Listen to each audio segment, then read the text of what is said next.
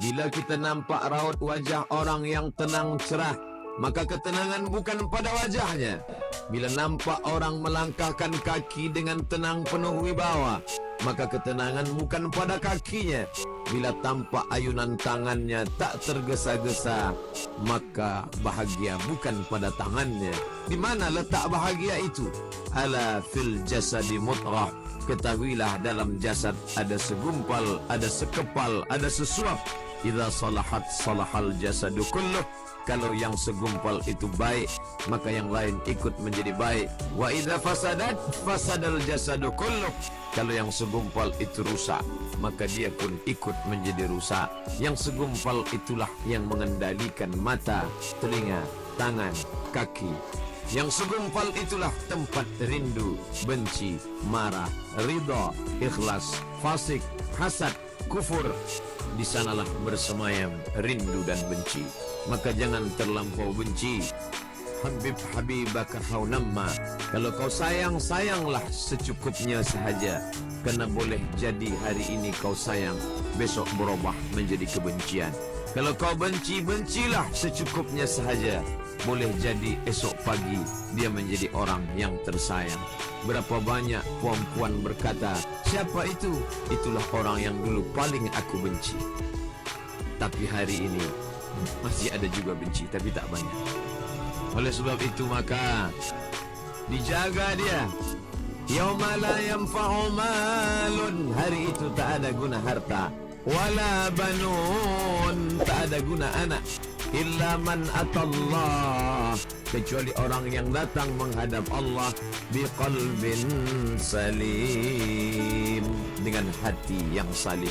Qad lam ba. Qallaba, berbolak-balik. Qallaba, tidak selamanya bahagia.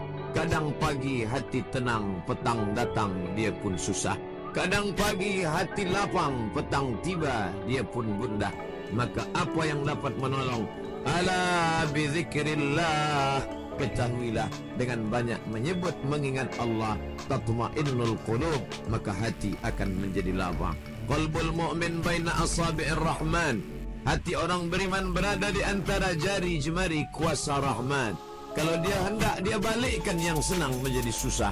Kalau dia berkehendak yang susah, dia balik menjadi lapang.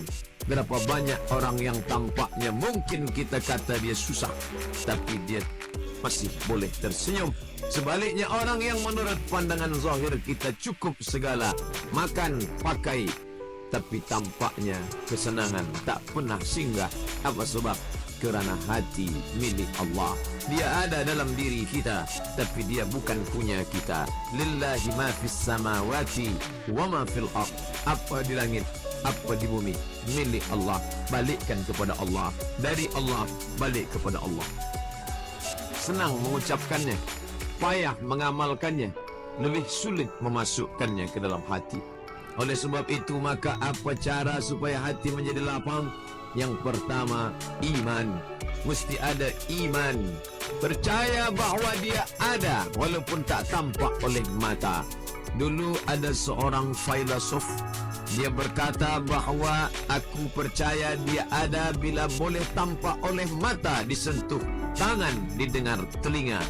Tapi bila tidak dapat ditengok mata, dipandang mata, didengar telinga, disentuh tangan, maka dia tidak ada.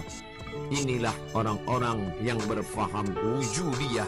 Wujud ada, mikrofon ada, mimbar ada, orang ada. Kerana aku boleh menatap dengan mata, mendengar suara dengan telinga, bersapa tangan dengan alat yang diciptakan Allah Subhanahu wa taala. Tapi kita mengenal dia bukan kerana rupa. Bahkan bila kita pejam mata nampak berbagai macam rupa, itukah dia? Bukan. Walam yakul lahu kufuwan ahad. Bila kita pandang tengah malam tampak bermacam warna rupa, itukah dia? Ma khatara bibalik fallahu laysa kadzalik. Apa yang terlintas di hatimu, maka dia tidaklah seperti itu. Dia tak dapat dipandang dengan mata. La tudrikuhul absaru. Dia tak dapat ditangkap mata. Wa huwa yudrikul absara. Dialah yang dapat menatap mata. Jangankan dia, wajah kita pun kita tak boleh melihatnya. Siapa yang boleh melihat wajahnya?